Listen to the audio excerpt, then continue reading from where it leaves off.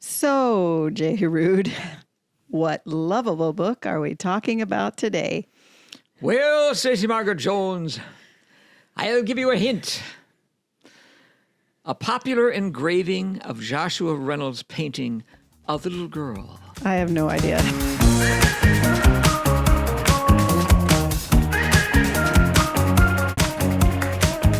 Okay, welcome to Between the Covers, where J. Ruud and I, Stacey Margaret Jones,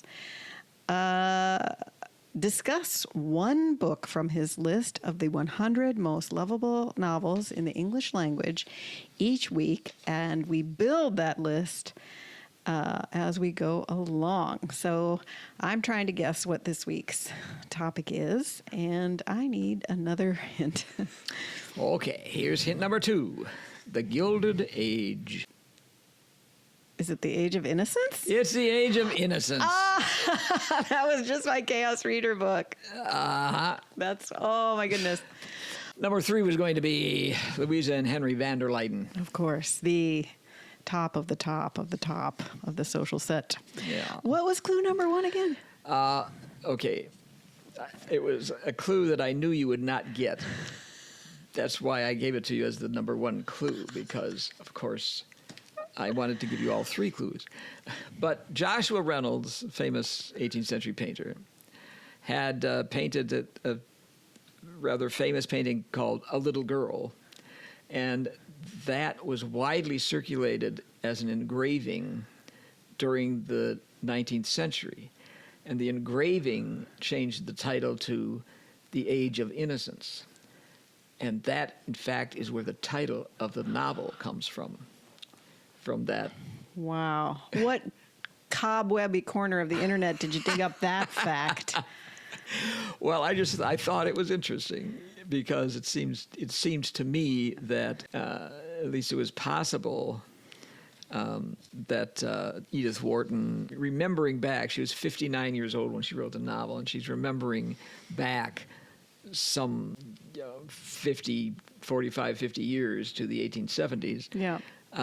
When that engraving would have been popular, and was associating herself with the little girl at the time, because it was her age of innocence, even though, in fact, all around her are these machinations and plots going on that are unspoken. Edith Newbold Jones was her family name. Any relation?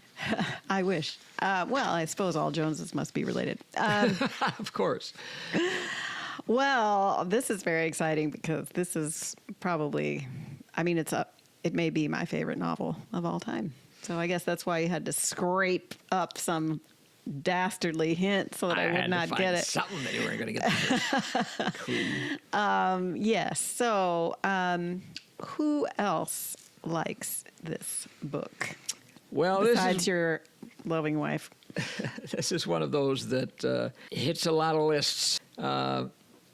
It's been celebrated by the New York Public Library in their 1996 Books of the Century list.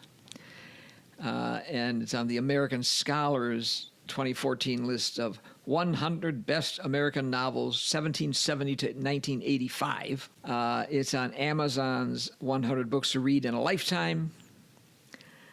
The Guardian's 2015 list of the 100 best novels written in English. It was ranked number 58 on the Modern Library's famous 1998 list of the best novels of the century. 55th on the Reader's Digest 2022 Greatest Books of All Time list. 46th on Entertainment Weekly's 2013 list of the top 100 novels. And 42nd on Radcliffe Publishing's 1998 list of the 100 best novels. And on Penguin's 2022 list of the 100 must-read classics as chosen by our readers, Age of Innocence was voted as number 34. And on the 1999 Bookman list of the 100 favorite novels of librarians, Wharton's book came in as number 15. Okay, well, that has to be one of my favorite lists since my mother is a retired librarian, so we trust them. They ranked it pretty high. Well, this is wonderful. So what year did this book come out? 1920. And it won the 1921 Pulitzer Prize it was for fiction. It was written about the 1870s. Yeah. Right? Okay. Yeah. Which is interesting because isn't that the time that the Laura Ingalls Wilder books are about? It's the 1870s. I believe so. So it's two women Fairly different settings. writing about their formative years. Yeah.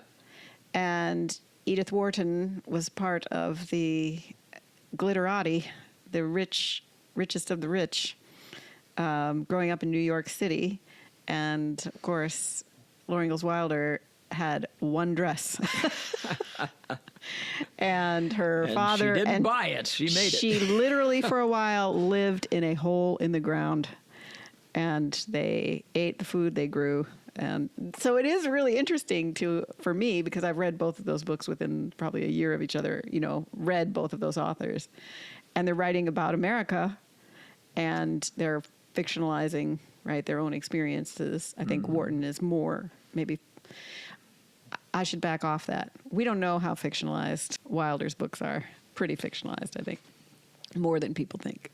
But it's fascinating to think of America from those two different lenses. And Age of Innocence is one of my favorite books of all time because the language, oh my God, she is such a good writer. She packs so much into one sentence. Yep. She She chooses each detail so brilliantly, and it is just a joy to read her prose. And it is, to me, it's like Ishiguro in that the prose is restrained, and that allows for such big emotion, I think, in the reader, right? She doesn't tell you what to feel. She gives you everything, and then you're free to feel it. It's just amazing. Well, just to give one simple example of one sentence that maybe illustrates please, you're talking about her language. please. Describing the society, they all lived in a hieroglyphic world where the real thing was never said or done or even thought, but only represented by a set of arbitrary signs. Yes, it's so perfect because you can think about that sentence. You could write essays about that sentence. You could write books about that sentence, right? What are the signs? Why don't they, there's so much in it, and yet that's one sentence and you're on to the next. So I've gotten distracted by my utter and absolute love of this book, which we've already talked about here a little bit because of my chaos reader-ing. But what's the down and dirty summary? Can you do it? Let's find out. So, the novel's protagonist, the young and popular lawyer Newland Archer, is from a prominent family in the upper echelon of New York society. He becomes engaged to the young and beautiful May Welland, the scion of an equally prominent family. It's precisely the kind of match that conventional New York society is likely to celebrate. It made all their hearts go pitter-pat. Yep. But into this rosy picture comes May's cousin, the Countess Ellen Olenska. Ellen is plagued by scandal, having left the Count, her unfaithful Polish husband, and fled from Europe to New York and to her family there. Leaving one's husband for whatever reason was simply not done in this society, and her presence threatens the peace and quietude of her family and Archer and May's future happiness. Archer begins by taking Ellen's part, along with May's family, who seek to protect her from society's judgment. He later even supports her desire to divorce her husband, which is a bridge too far even for the family. As he realizes he is in love with Ellen and that she returns that love, Archer struggles between his love for Ellen and his commitment to May, between the individual struggle of his heart and the expectations of his social class. All right, Harps of Glory. Harps of Glory. Good job. I think it's interesting that her middle name when she was born was Newbold, and her main character's name is Newland, right? Also, it's representative because he is in a new land, right? He's the scion of in America, right? She is writing this book while she lives in France. So she's an expatriate author, American author in France. So I think all the names are interesting. I've read a couple biographies of Edith Wharton, and she has said that the characters came to her named and also kind of fully dressed. Like she could imagine, she knew when she had somebody to write about because she knew their name, she knew what they looked like, what they wore. Right. That's how her imagination pre-writes for her. So I think it's interesting that he probably came to her with his name, and the clothes of his station, right, and his social set. One thing you didn't mention in the down and dirty summary, which of course you can't mention everything. That's true. Because you get in trouble when you try to do that. Is that part of the reason that Ellen Olenska, aside from the fact that he falls in love with her, is why does he fall in love with her? Is because he is a young man and he is experimenting with, in his own mind, the customs that he wants to uphold and the customs he wants to reject in his life. Right? Don't you think? Mm-hmm. So Ellen is a representation of what he could have if he rejects the constraints of his world. And May is what he can have if he accepts the constraints of this world. Would you say? Yeah. So why do you think this book is lovable? I mean, I know why I love it, but it's your list. How did Wharton make your list with this book? There's so much going on beneath this very placid surface. That sentence that I read, it's these arbitrary signs, that these unspoken prejudices and assumptions that permeate the society that nobody is going to speak about outright, and that you have to kind of work your way through.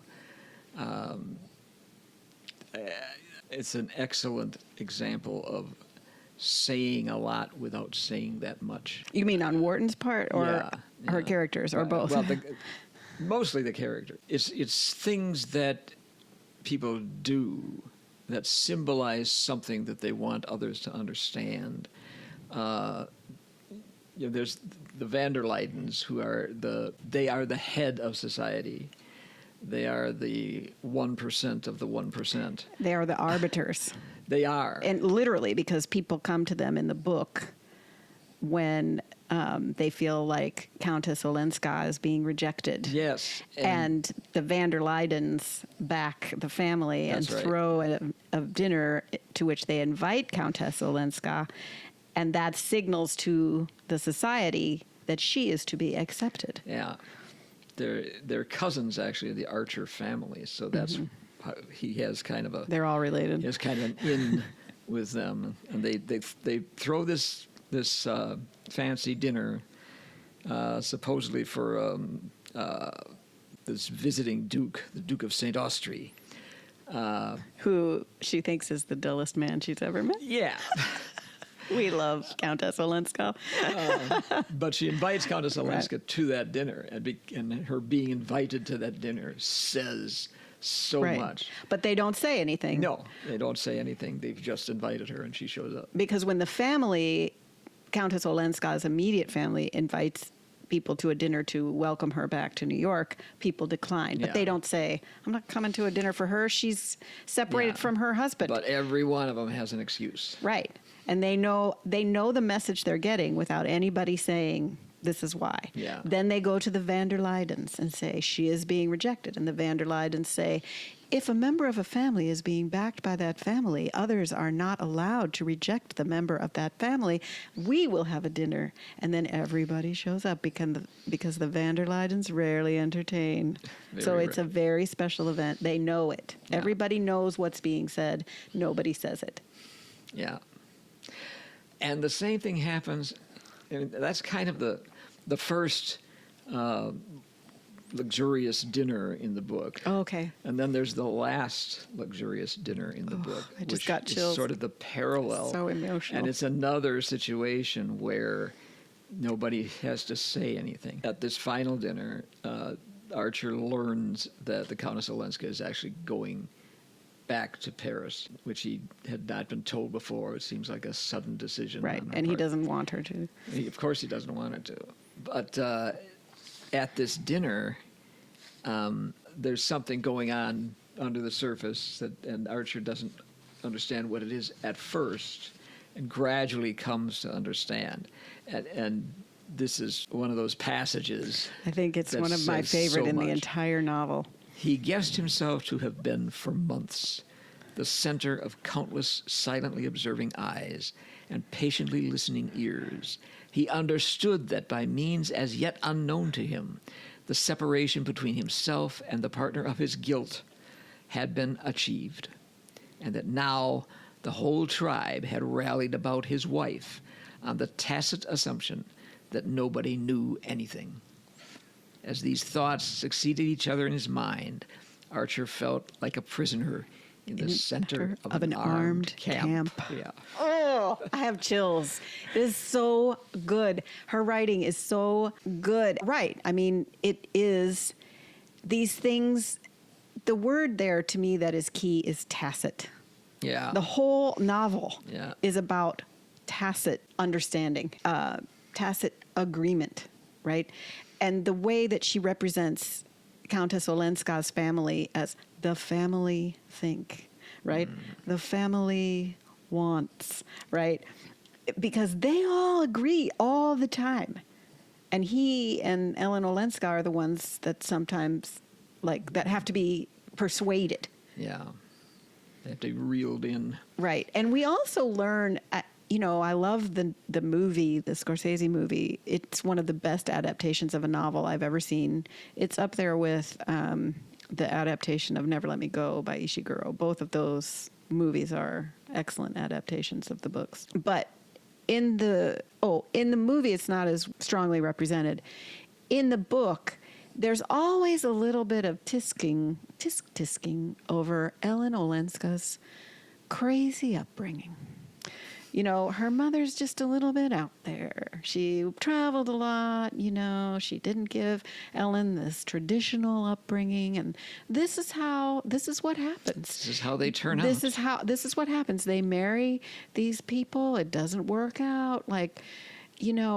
That's what happens when you don't do things the right way. And it's much stronger in the book because in the book, she's always a little bit outside. Yeah. And her grandmother, Mrs. Manson Mingott, favors her because Mrs. Manson Mingott was always a little bit of an outsider. And yet, ironically, she too is an arbiter. Yeah. So her outsiderness is very comfortable because she is firmly inside. Yeah. She is the head of the family. Right. And she controls the purse strings of the family. Right. Which is partly why the family accept Ellen back in her strange kind of scandal-making circumstances because Mrs. Manson Mingott accepts her and loves her. Doesn't just accept her or make a strategic or kind of moral decision. It's because she just loves her, right? They get along. They find each other interesting and engaging, and they want to talk to each other and be with each other, right? So that's part of that as well. But I just go back to that word all the time, tacit. And she is so good at writing this world in a way that helps you realize, she's explicit about things enough, but also you start to be able to decode it as well, don't you think, as the reader? Yeah.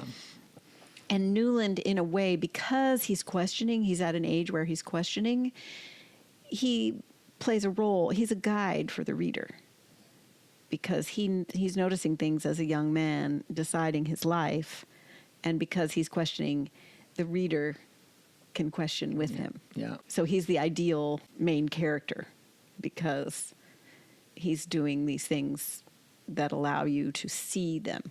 If he accepted them without, on the surface without question, then it would be more opaque to the reader, I think. So, what else is lovable about this book to you? I keep talking. I'm sorry. Well, another. I love it so much. That's fine. I love it so much. There's another thing that is really interesting and moving about the novel is that it presents this relationship in which delayed gratification makes things more and more powerful And intense. and intense. And, Newland loves the Countess. He's hemmed in on all sides. He wants to run off with her. He wants to do this or that, but it's not something that's going to be possible. And so her hair brushing against his hand is incredibly erotic. It's a love forever anticipated but never realized. It's like courtly love. It is in the medieval very tradition. Much, it is very much. Here's another one of Wharton's paragraphs dealing with that. The longing was with him day and night, an incessant, indefinable craving, like a sudden whim of a sick man for food and drink once tasted and long since forgotten. He could not see beyond the craving, or picture what it might lead to, for he was not conscious of any wish to speak to Madame Olenska or to hear her voice. He simply felt that if he could carry away the vision of the spot of earth she walked on and the way the sky and sea enclosed it, the rest of the world might seem less empty. Yeah, it's like he's looking at his life thinking his whole life is just emptiness without her, which is, I guess, how you feel when you're infatuated with somebody, right? The brain chemistry that accompanies those emotions, right? Yeah. Or those emotions are the outcome of that brain chemistry. And before she returned, he doesn't seem like he thinks that way, right? Because No. let's talk a little bit, because I don't know the answer to this. He wants to expedite or move up the wedding to May. Yeah. I guess as an insurance against his own behavior. Yeah. Right? Because part of him wants the life that is prescribed for him. Yeah, that's what he's been, his whole life has been aimed for. Right. As an archer. Yeah. And her as a Welland and granddaughter of Mrs. Manson Mingott, and et cetera, et cetera. So there's part of him, and he wants to move. He keeps pushing her and her family to move up the wedding. Yeah. And Because he's getting more and more infatuated with her cousin. She is aware. I think you can read, when you read the novel, you can see, I think, that Wharton is giving you clues or making you think that it's possible that May is aware that at first she's aware. She even says explicitly, she actually is explicit with Newland. If there's somebody else and you're trying to marry me fast so that you'll forget them, or you're going to hurt someone else in order to marry me, I don't want that. Yeah. Which is very unusual. Any of the, these characters are so rarely explicit. Yeah. She is. Which is, I think, at one point. Yes. And apparently he was involved with some other woman, and that's who she's thinking of. Right. She doesn't yet know that it's her cousin that he has. But in time, you start to realize that she is aware, or she may be aware, that he has feelings for her cousin. And she doesn't seem to want him to tell her. She seems to want to communicate to him obliquely, look, I'm onto you.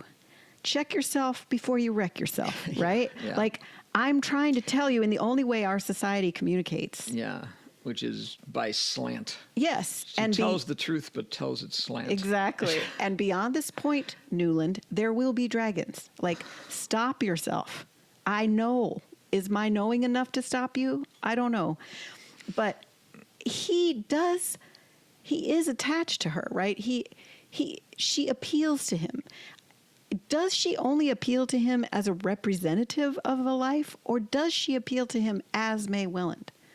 I think it's not so clear. Yeah. And, on their honeymoon, she says something kind of snobby about somebody that he really enjoyed talking to at a dinner. And she says something like, oh, he seemed rather common, which is her way of telling him, don't be friends with them. And he feels his kind of interest and, as I say to my students, does that light up your mind, right? He'll talk to somebody at a dinner, they light up his mind. She's like, no, that person's below us. And he can feel this part of himself being packed up and put away. And he doesn't like it. And that's the kind of things we get from him about her as the novel goes on, right? And I'm wondering what you think. Does he love May Welland? I think he loves what she represents. I don't know that he sees her that much as an individual even. Yeah. Which is sad because she is a person. She deserves someone who loves her for who she is. Yeah, I mean, there have been differences of opinion about May's character as time has gone on. Mm-hmm. I think critics first thought of her as just kind of a pretty little sort of empty-headed thing. She's not, but I don't think she is. Who's completely innocent. And I think, more recently, she's been seen as kind of conniving. Complicit. And also full of machinations that are, of course, tacit.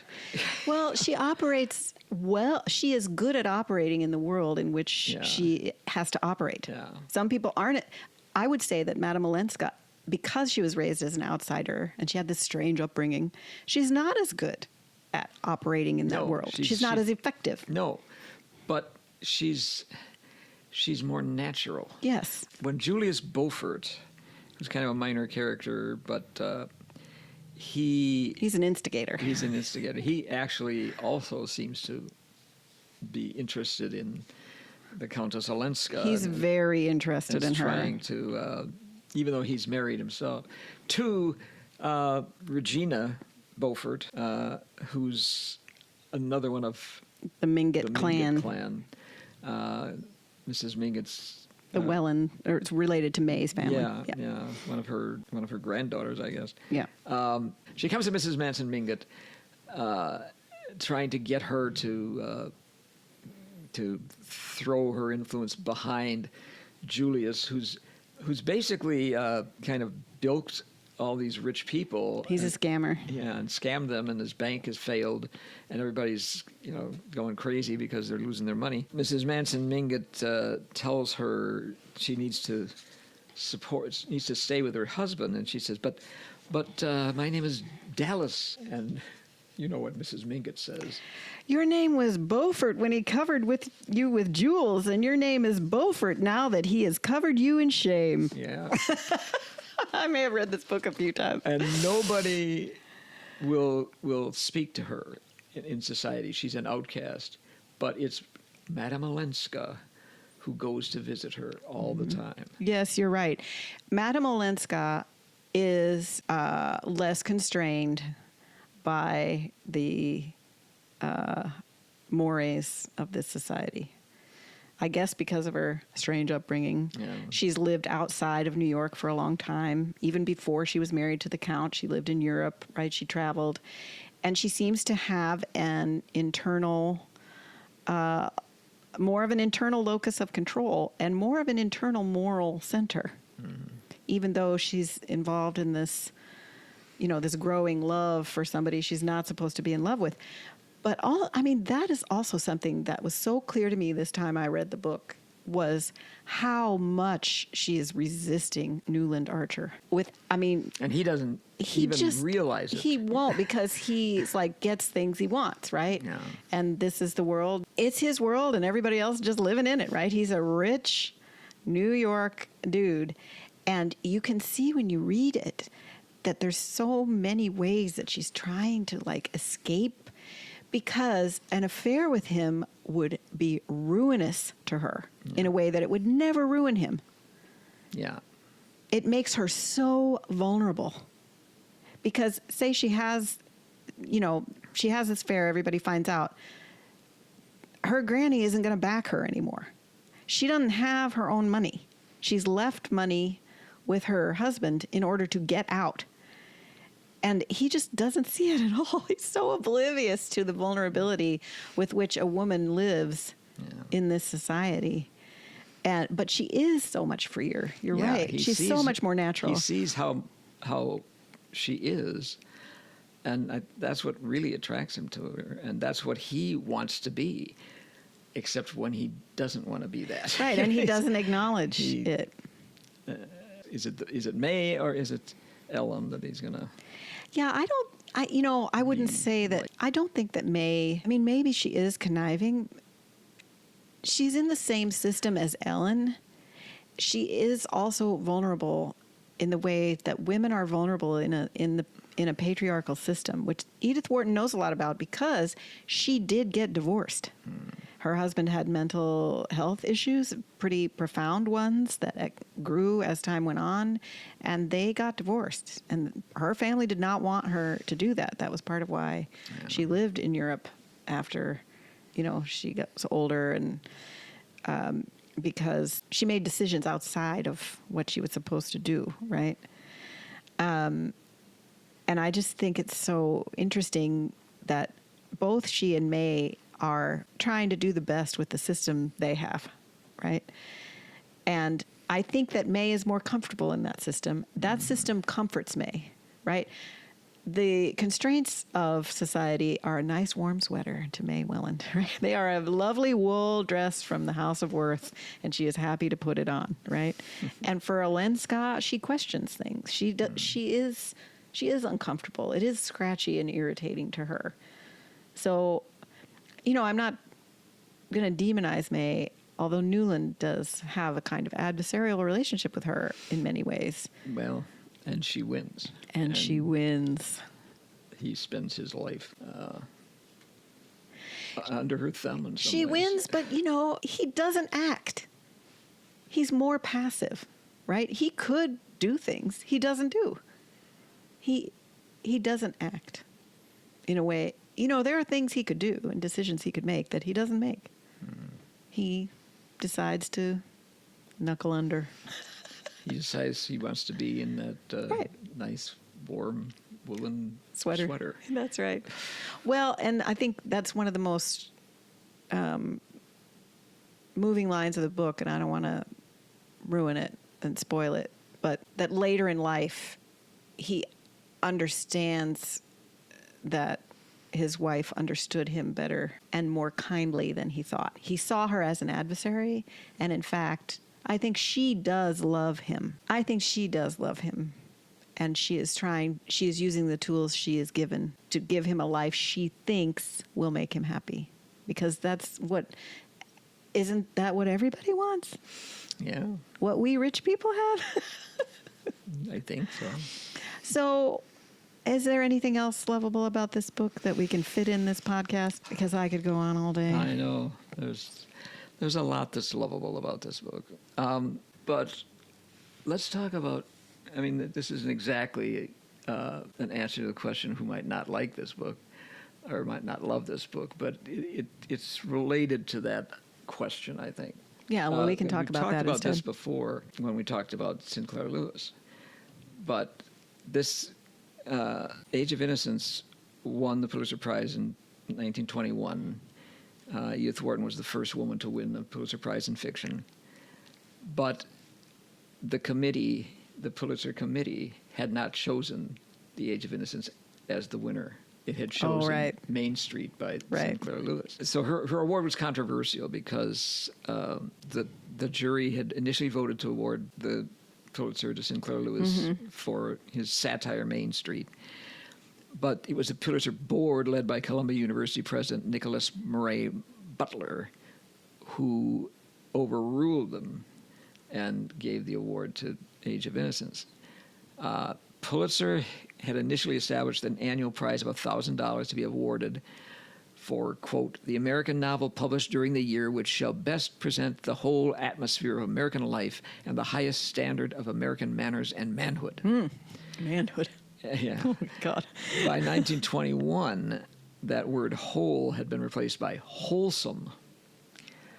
And the board reckoned that Lewis's satire, which had annoyed lots of people in Minnesota and the Midwest in general, couldn't be considered wholesome enough, so they presented the prize to Wharton. And characteristically, I guess, Wharton wrote a letter to Sinclair Lewis when she learned what had happened with the Pulitzer board. And she said that she was kind of amazed that this novel of hers had been honored for uplifting American morals. And she said when she heard that, she did despair. It was clear in her mind that they had not understood her book at all. Well, you wonder if they read it. Yeah. Or if they read it and thought, okay, he's doing what he's supposed to do. Yeah. So we like this book, which is not it's not a happy ending. No, and it's not a book Spoiler. It's not a book about wholesomeness. No, it's about somebody. The entire novel is about him questioning the things that he's supposed to do that are wholesome in his American milieu, right? Yeah. And that she's writing about from these decades later with kind of, very fiery criticism, right? Like, this is not a loving novel of nostalgia for her childhood. Yeah. Like the Wilder books are. Yeah. I think Martin Scorsese, who made the 1993 film, So good. was much more. He understood the book much better when he said it was the most violent film he ever made. Was characterized by what he called refined violence. Yes. Specifically, he's quoted as saying it's emotional and psychological violence, just as powerful and just as deadly as Joe Pesci getting shot in Goodfellas. Yes, and it's just as manipulative, just as coercive. That's the word I'm looking for, right? This kind of violence is very coercive, right? And we see it happen to the characters. All the characters in the book get coerced by the emotional violence that occurs. Yeah. Then I do want to take a moment for the movie, because one of the reasons that the movie I find so beautiful is that Joanne Woodward narrates the film with Wharton's words from the novel. So if you like the film and the narration, then you will love the book, because there's just more in the book of what the film delivers. Yeah. And I just love her voice. I imagine it's Wharton, speaking, reading this novel to you, and you get to see it play out. So why do you think people, we kind of talked about it, but is there a reason someone might not like this besides maybe the opacity of it? I don't know. Yeah, that may be. The opacity of it is, I suppose, why the Pulitzer Board didn't really understand what was happening, which is, it doesn't put the board in a very good light. It's as if their literary knowledge is on the level of our dog. Oh, well, her name is Sylvia, so That's it's probably true. up there. But I would say that the right novel won, but for the wrong reasons. Yeah, I think that. It's a brilliant novel. I It think deserves that, the prize. It's just that they may have given it for the wrong reasons. Yeah, I think that's true. I think that over the years that people have realized that this probably is it. Main Street is a great novel. Yes. But this is, I think, pretty far superior to it. Yeah. And she didn't win again for any other novels. No. Because The House of Mirth is also a stunner. But she wrote, that was earlier. Oh, okay. Wasn't That it? was, And, I don't remember. when she won the Pulitzer Prize, it was only 4 years old. So okay. So I think I think her South of Mirth is from 1905 or something. So it was before it existed. All right. Well, where are you ranking this? Well, Don't make me sad, Ruud. I'm trying not to, but it's not. I'm going to rank it at number 9. Okay, good. I'm glad to hear it's top 10, at least for now. So what is it behind? It's right behind Middlemarch Oh, okay. That's fair. and right above The Amazing Adventures of Cavalier and Clay. All right. Well, I think I would rank it above Middlemarch, but I understand. And it's interesting to me that they travel together, because they're both about like tightly knit societies, cultural mores, and a community, getting inside a community and experiencing that. So, is it time for Chaos Reader? It is. And we just started a book together. We are reading Jane Eyre aloud, and so that's my chaos reader for this week. It's by Charlotte Bronte, and I read this in high school, and this is one of the books I remember reading and kind of disappearing into my room, for days at a time to read this book. I had a large hardcover book from the local library, the edition that we had, or that I had to read. And I just loved it. Reading it now, I'm surprised because it kind of starts slowly. I guess I was in it to win it. So I wasn't thrown by the kind of slower start, so to speak. We went to the Bronte home in West Yorkshire in 2022. And so I was interested when you asked if I wanted to read this aloud. I thought it was time to reread something by the Bronte sisters because I remembered loving it. I loved Wuthering Heights as well. So we just started it, and I'm looking forward to getting into it again. So once the slow start is over. It's not that. It's just a little. Anyway. But I'm enjoying it because it is definitely setting the mood. So I'm excited. Okay. All right. So we'd like to thank our podcasting sensei, Jerry Bruno, for helping us learn how to do this ourselves and answering all our questions every week. And we'd like to thank our listeners and ask our listeners to continue supporting our podcast by liking it on the various podcast machines and distributors and sharing it and just telling a book-loving friend. That helps us a lot and helps us to share our love of lovable novels with all y'all. So until next week, we'll see you between the covers.